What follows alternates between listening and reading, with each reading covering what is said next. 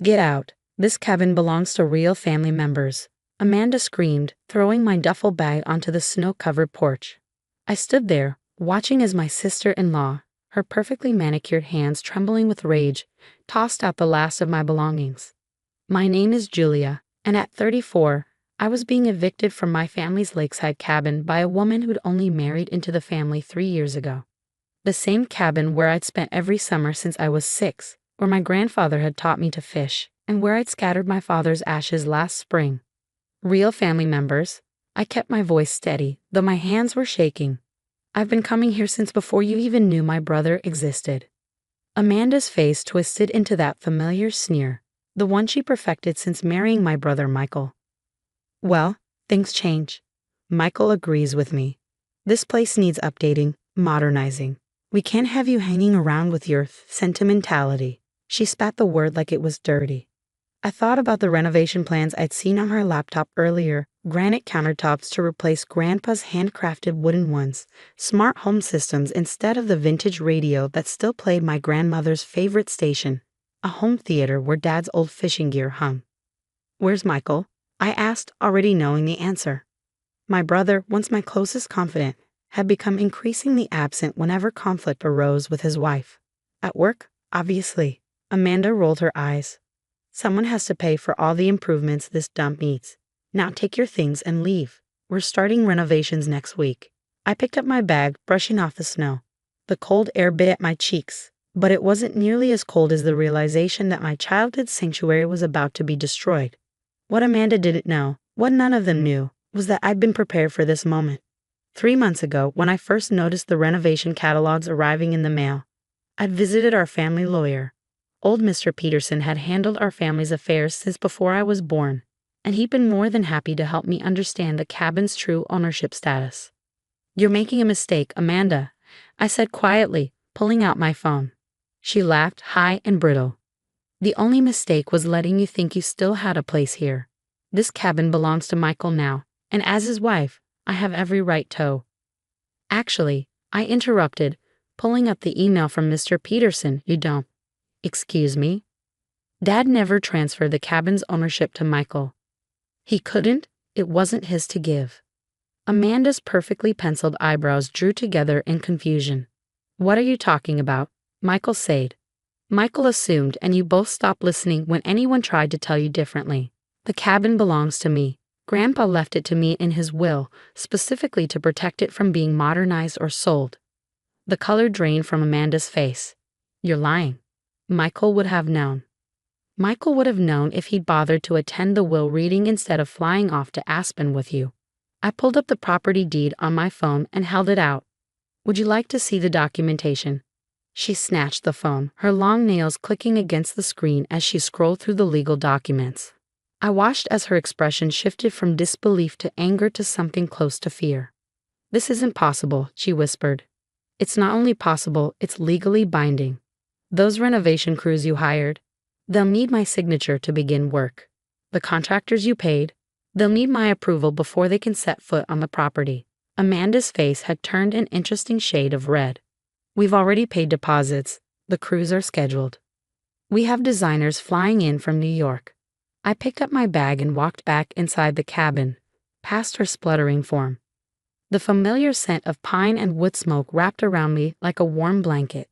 That sounds like a you problem, I said, using one of her favorite phrases back at her. Now I believe you're trespassing on my property.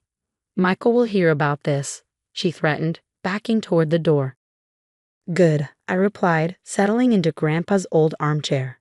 While you're updating him, you might want to mention the changes I'm planning for the guest policy, starting with who's no longer welcome here.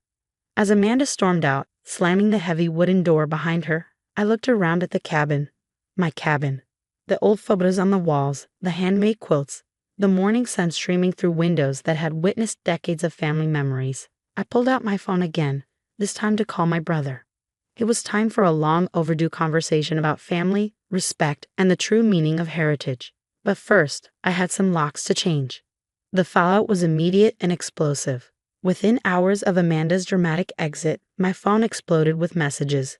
Michael called 17 times, each voicemail more demanding than the last. Our mother, who'd remained neutral in most family conflicts, suddenly had plenty to say about keeping peace in the family. But I wasn't backing down. Not this time. When Michael finally showed up at the cabin that evening, he found me sitting on the porch, calmly drinking hot chocolate from Dad's old camping mug. "What the hell, Julia?" He stormed up the steps, his expensive coat dusted with snow. "Amanda's crying, saying you threatened her." Interesting interpretation. I cut him off. "Would you like to know what actually happened? Or are you just here to yell at me on your wife's behalf?" He ran his hands through his hair, a gesture so familiar it made my heart ache for the brother I used to know. "Jules, come on. You know we need to update this place. It's falling apart." I took another sip of hot chocolate. "Is it? The foundation is solid. The roof was replaced 5 years ago, and every piece of furniture tells a story about our family." "Well, your family, since apparently I'm not considered real family anymore." Michael at least had the grace to look uncomfortable. "Amanda didn't mean." "Yes, she did," I said firmly. "She meant every word, just like she meant it when she threw my things out in the snow. The only difference is, she thought she had the authority to do it." About that, he shifted uncomfortably. "Why didn't you tell me Grandpa left you the cabin?" "I tried, 3 years ago, at Dad's memorial. But you and Amanda left early for your spa weekend, remember?" The silence that followed was heavy with unspoken accusations. Michael stared out at the lake, its surface reflecting the setting sun in brilliant oranges and pinks. "We've already paid for everything," he finally said. "The contractors, the designers." "I know. Amanda mentioned that several times." "Jules, be reasonable. We can't just lose those deposits. Like I lost my place in this family." I stood up, finally letting some of my anger show. Every holiday, every family gathering, I've watched Amanda systematically erase our history. She redecorated Mom's house, threw out Dad's vinyl collection because it was cluttering the basement, and now she wants to gut the only place we have left that still feels like him. "That's not fair," Michael protested, but his voice lacked conviction. "No, what's not fair is you standing there defending someone who just tried to throw your sister out of her own property. What's not fair is you forgetting who we are, where we came from, all because your wife thinks our family memories are too shabby for her Instagram aesthetic." I pulled out an old photo from my pocket. Michael and me as kids, sitting on the cabin's dock with Dad, our fishing lines in the water and huge grins on our faces. "Remember this? Remember when our biggest worry was whether we catch anything for dinner? When this place meant something more than property value and social media posts." Michael took the photo, his fingers tracing the edges. For a moment, I saw a glimpse of my old brother, the one who used to sneak me extra marshmallows for our campfire s'mores. "Amanda's not wrong about everything," he said quietly. "This place could use some updates. The plumbing." "I know," I interrupted. "That's why I hired local contractors last month to modernize the necessary things. The things that matter for safety and comfort. But I'm not letting anyone tear out these walls or replace Grandpa's craftsmanship with mass-produced furniture." He looked up sharply. "You're already renovating." "Responsibly, respectfully, with people who understand the value of preservation." I took the photo back, tucking it safely away. "You used to understand that too." Michael sank onto the porch steps, looking suddenly tired. "When did everything get so complicated?" "When you stopped standing up for what matters," I answered softly. "When you started letting Amanda make all the decisions about our family's legacy." The sun had almost set now, casting long shadows across the snow. In the distance, a loon called across the lake, the same sound that had lulled us to sleep as children. "I can't get the deposits back," Michael said finally. "No, probably not. Consider it an expensive lesson in reading legal documents and listening to family members." I paused, then added, "But you're still welcome here, Michael. You always have been. Just not for demolition purposes." He managed a weak smile. "And Amanda?" "That depends entirely on her ability to respect boundaries and family history, both of which seem to be foreign concepts to her at the moment." Michael stood up, brushing snow from his pants. "She's not going to like this." "That sounds like a you problem," I said, but this time my voice was gentler. "Maybe it's time you decided what matters more. Appeasing your wife's renovation fantasies or preserving the memories we shared here with Dad." As Michael walked back to his car, shoulders slumped in thought, I knew this wasn't over. Amanda wouldn't give up easily, and our mother would probably continue pushing for family harmony. But standing on the porch of my cabin, Watching the first stars appear over the lake, I knew I'd made the right choice. Some things were worth fighting for, and this was one of them. The next few weeks brought exactly the kind of drama I'd expected. Amanda launched a social media campaign, posting carefully edited photos of the cabin's dangerous and outdated features, rallying her followers to shame me for being stuck in the past. My mother called daily, alternating between guilt trips and negotiations. But something unexpected happened too. It started with a letter from Mrs. Harrison, our elderly neighbor who lived across the lake for 40 years. Inside was a yellowed photograph of my grandfather building the cabin's stone fireplace, along with a note. "I watched your grandfather place every single one of those stones by hand. He said he was building it to last generations. Stand your ground, dear." Then came the local historical society's interest. Apparently, our cabin was one of the last original lakeside structures from the 1950s, and they were eager to document its craftsmanship. The president of the society, a passionate woman named Diana, spent hours photographing Grandpa's woodwork and recording my stories about the cabin's history. "This isn't just a building," Diana told me, running her hand along the hand-carved banister. "This is living history. Your grandfather was an artisan." The Historical Society's involvement changed everything. Suddenly, Amanda's renovation plans weren't just facing family opposition. They were threatening a potential historical landmark. Her Instagram followers started questioning her intentions, especially after Diana's Preservation Society shared their own posts about the cabin's architectural significance. One morning, I arrived at the cabin to find Michael sitting on the dock, coffee mug in hand, staring out at the water. "I've been here since sunrise," he said as I approached. "Just remembering." I sat down beside him, letting my feet dangle over the water like we used to do as kids. Remembering what? Everything. Dad teaching us to fish, Grandpa telling his ridiculous ghost stories. Remember how he'd always make the lake monster sound different every time? I smiled. And how Mom would pretend to be scared just to make us feel brave. Yeah.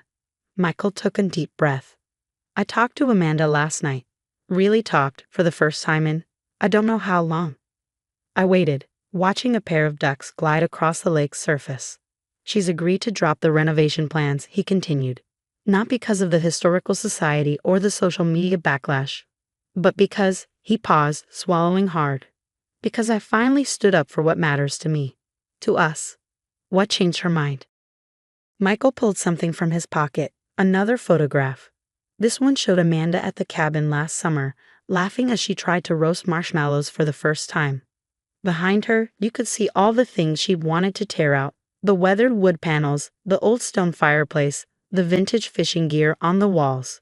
"I showed her this," he said, told her that this moment, her looking so happy in this imperfect, history-filled space, was worth more than any granite countertop or smart home system. That maybe she'd fallen in love with the cabin's soul without realizing it. And she understood. Not right away. But then I showed her more photos. Us as kids, Dad teaching us to swim, Grandpa in his workshop. Told her all the stories behind every scratch in the floor and every dent in the walls. Finally, she got it. Or at least, she's trying to. I felt tears prick at my eyes. "I've missed you, Mike. The real you." He wrapped an arm around my shoulders just like when we were kids. "I've missed me too." The next weekend, Amanda came to the cabin. Not to argue or demand changes, but to apologize. She brought a peace offering, a small photo album she compiled of the cabin through the years, including recent pictures of her own happy moments here. "I was so focused on making everything perfect," she admitted, sitting in Grandpa's old armchair, "that I forgot perfect isn't always beautiful. This place, it's beautiful because it's real, because it tells a story." Over the following months, the cabin became a gathering place again, but different from before. Amanda learned to appreciate the history around her, even starting a blog about historical home preservation. Michael rediscovered his love for fishing, teaching Amanda how to cast a line from the same spot where Dad had taught us. The Historical Society helped me maintain and preserve the cabin's original features while making subtle updates that didn't compromise its character. The plumbing got fixed, the insulation improved, but Grandpa's craftsmanship remained untouched.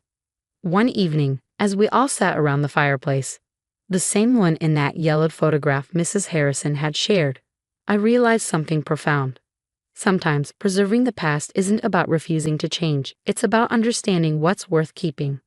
Amanda, curled up in a vintage blanket, was reading one of Dad's old fishing magazines. Michael was showing our mother how to use the new coffee maker we'd installed in the still rustic kitchen. The cabin had evolved, not through dramatic renovation but through gentle integration of the new with the old. Looking around at my family, I knew we'd found the right balance. The cabin wasn't just preserved, it was alive, continuing to create memories while honoring those that came before. Some things I've learned don't need modernizing. They just need protecting, understanding, and most importantly, love.